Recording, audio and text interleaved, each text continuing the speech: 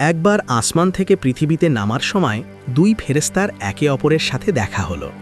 দুজনেই খুব দ্রুত গতিতে পৃথিবীর দিকে যাচ্ছিলেন।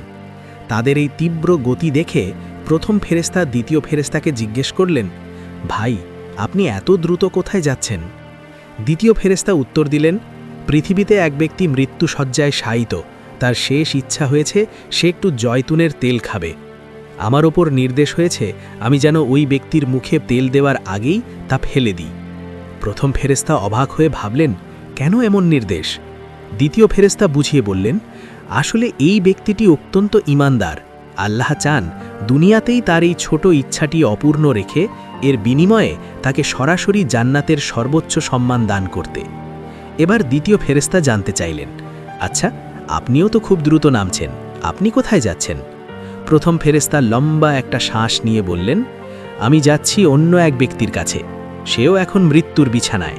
তার শেষ ইচ্ছা সে রুই মাছ খাবে, আর আল্লাহ আমাকে নির্দেশ দিয়েছেন আমি যেন তার আত্মীয়ের বেশ ধরে তাকে রুই মাছ খাইয়ে দিয়ে আসি। দ্বিতীয় ফেরেশতা তখন বুঝতে পারলেন দ্বিতীয় ব্যক্তিটি ছিল পাপাচারী। আল্লাহ তার দুনিয়ার ভালো কাজের প্রতিদান এই সামান্য মাছ খাওয়ানোর মাধ্যমেই শেষ করে দিতে চান, যাতে পরকালে তার জন্য আর কোনো পুরস্কার বাকি না থাকে।